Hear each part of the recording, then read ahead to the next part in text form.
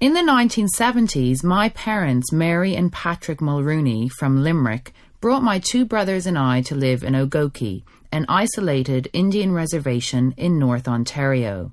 They were running the local school, which was set up following the dismantling of the controversial residential school system.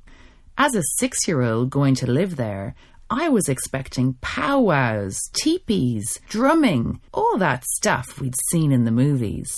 But apart from the hunting and fishing and disappearing with their families to go trapping, they were exactly like us. As for fashion, it was all Bay City rollers with tartan down the leg and on the cuffs.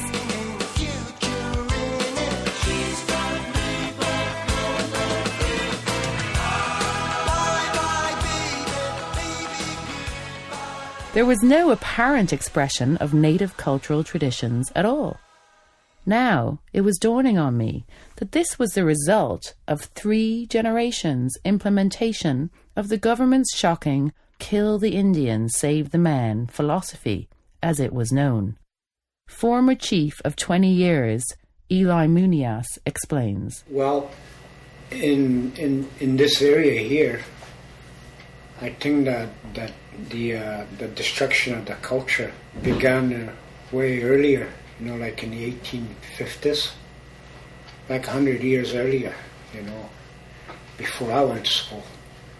The churches came here, the missionaries, and they began outlawing those, the culture, the ceremonies, the dances, and the beliefs. They began outlawing them, calling them the works of the devil, that kind of downplay, and then the believers, the people that believe in those things had to go underground.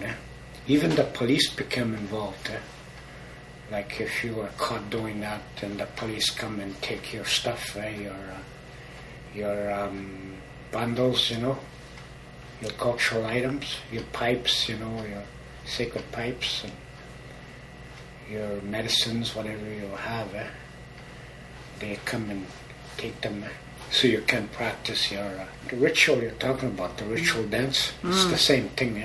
I used to drink a lot, and I wanted to get out of that because I did too much. Like I used to drink too much, and I couldn't do my work. And so I needed to do something to help me stop. So that's what I got into the culture. Yeah. Into dancing, into other thing. I got a sweatlodge here, so it's the same thing. Like it's just something I do, to keep me sober. In fact, I started with the sweatlodge first, way back in the mid '80s, and just soon after you guys were gone. Yeah. Yeah. And along the way, I learned other things. I learned the dance. They banned all the culture. They banned ceremonies. You couldn't do them.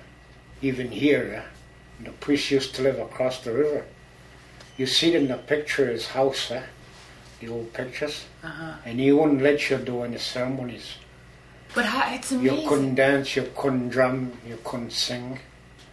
You couldn't do a sweat lodge, nothing like that. You couldn't do anything like that. It's amazing. In fact, in the songs they made, in the church songs, one of them says there, "I'm throwing away stupidity." The song goes, that stupidity, of course, is the native thinking, native culture. In peril of forever losing their traditions, this new phase of their journey began 15 years ago when a member of the Blackfoot tribe from Alberta came to teach them their own culture. Now, Eli is one of a few people who hold regular sweat lodges, and this August they had their 15th annual powwow. And that's the traditional one, Yeah. Not the show-off one.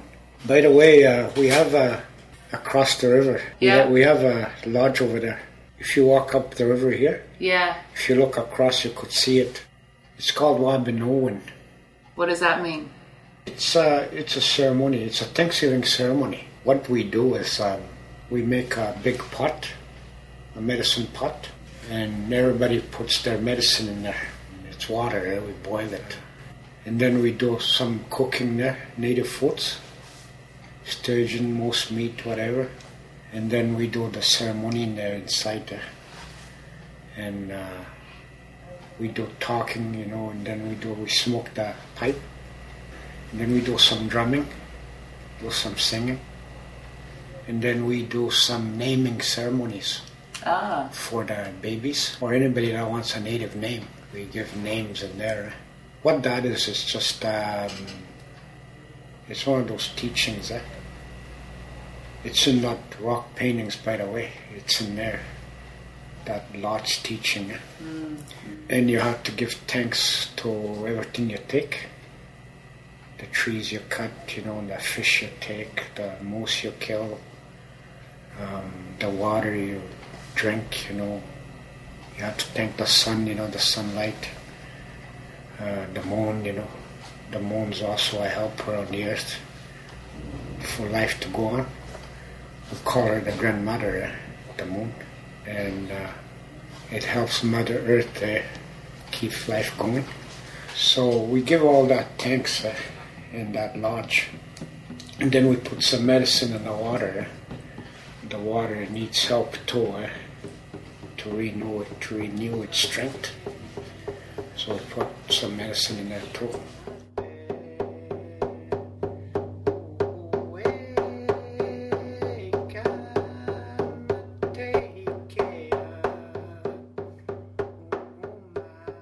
It's a sacred lodge. Supposedly it's the womb of Mother Earth. And you go in there too. That's why you use water there too. It's like you're born again when you come out there. You're cleaned out there. It's very sacred. It's dangerous too. You can't fool around in there. You have to be careful what you're doing there. So in this drum here, it's like the heartbeat of the Mother Earth. So it signifies that in the culture. So that's what you use the drum in there, in the sweat. When you do a ceremony, you sing. Yeah. You sing. And so that's how it's done. So, okay, so I'll sing that water drum song, one of the songs we know.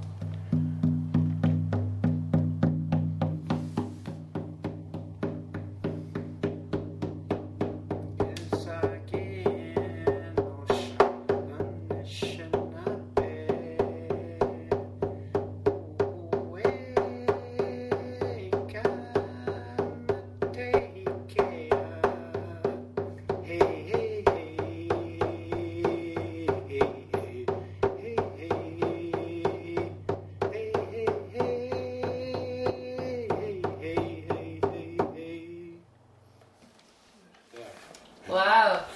Beautiful. Yeah. Beautiful. That's a love song. Right. You know what it says? It says, I love you as I drum by this big river.